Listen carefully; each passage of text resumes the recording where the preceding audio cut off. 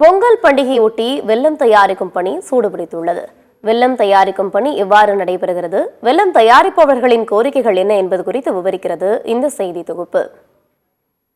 பொங்கல் பண்டிகை என்றவுடன் நம் அனைவரின் நினைவுக்கு வருவது தித்திக்கும் செங்கரும்பும் சர்க்கரை பொங்கலும் தான்.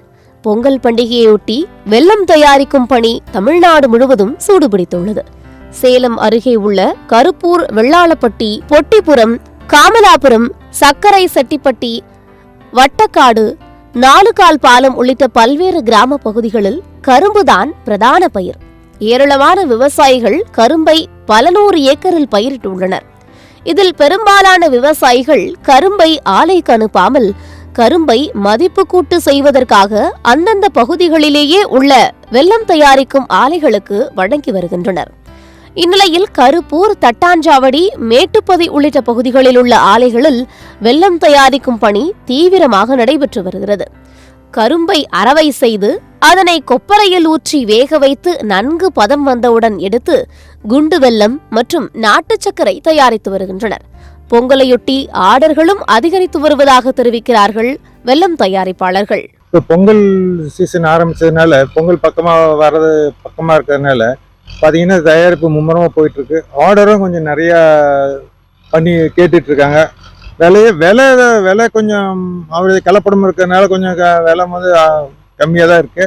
பட் நம்ம பியூரா சொந்த கரும்புல பியூரா நம்ம தயாரிக்கிறதுனால நம்மகிட்ட வந்து நம்ம எந்த மார்க்கெட்டிங் எதுவுமே கிடையாதுங்க. நம்ம வீட்லயே வந்து எல்லாம் பர்ச்சேஸ் பண்ணிட்டு போயிடுறாங்க. இங்கு தயாரிக்கப்படும் வெல்லம் சேலம் மட்டுமின்றி நாமக்கல், ஈரோடு, தர்மபுரி, கிருஷ்ணகிரி உள்ளிட்ட தமிழகத்தின் பல்வேறு மாவட்டங்களுக்கும் அனுப்பி வைக்கப்படுகிறது. சேலத்தில் உற்பத்தி செய்யப்படும் வெல்லத்திற்கு எப்போதுமே தனி சுவையும் தனி மணமும் உண்டு. இதற்காக சேலத்தில் தயாரிக்கப்படும் வெல்லங்களை ஆர்வமாக வந்து விற்பனையாளர்கள் வாங்கிச் செல்கின்றனர். காலை 5 மணி முதல் ஆண், பெண் என பாகுபாடின்றி கடுமையாக உழைத்து வெல்லம் தயாரிக்கும் பணி நடந்து வருவதாகவும், கடந்த ஆண்டை விட இந்த ஆண்டு வெல்லம் விற்பனை அதிகரித்துள்ளதாகவும் கூறுகின்றனர் பணியாளர்கள். தமிழக அரசு குடும்ப அட்டைதாரர்களுக்கு பொங்கல் பரிசு தொகுப்பில் சர்க்கரை அறிவித்துள்ளது. அதற்கு பதிலாக தமிழகத்தில் தயாரிக்கப்படும் வெல்லத்தை கொள்முதல் செய்து குடும்ப அட்டைதாரர்களுக்கு வழங்கியிருந்தால் விவசாயிகள் மற்றும் ஆலை தொழிலாளர்களின் வாழ்வாதாரம் மேன்மை அடைந்திருக்கும் என்கிறார்கள் வெல்ல தயாரிப்பாளர்கள். விவசாய தொழிலை விட்டு நலிஞ்சு போயிட்டே இருக்காங்க.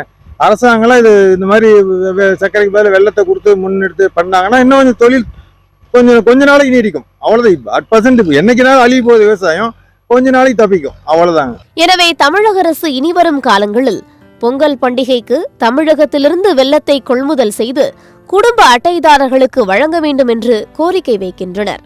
அதாவது பொங்கல் என்றாலே வெல்லம் என்பதுதான் நம் நினைவிற்கு வரும். ஆனால் தற்பொழுது குடும்ப அட்டைதாரர்களுக்கு சர்க்கரை வழங்கப்படும் என தமிழக அரசு அறிவித்துள்ளது. தமிழகத்திலேயே கொள்முதல் செய்து வழங்கப்பட்டிருந்தால் இவர்களின் இந்த பொங்கல் பண்டிகையும் தித்திப்பாகவே இருந்திருக்கும் என்பதுதான் நிதர்சனமான உண்மை. சத்தியம் செய்ததற்காக சேலத்திலிருந்து ஆனந்த்.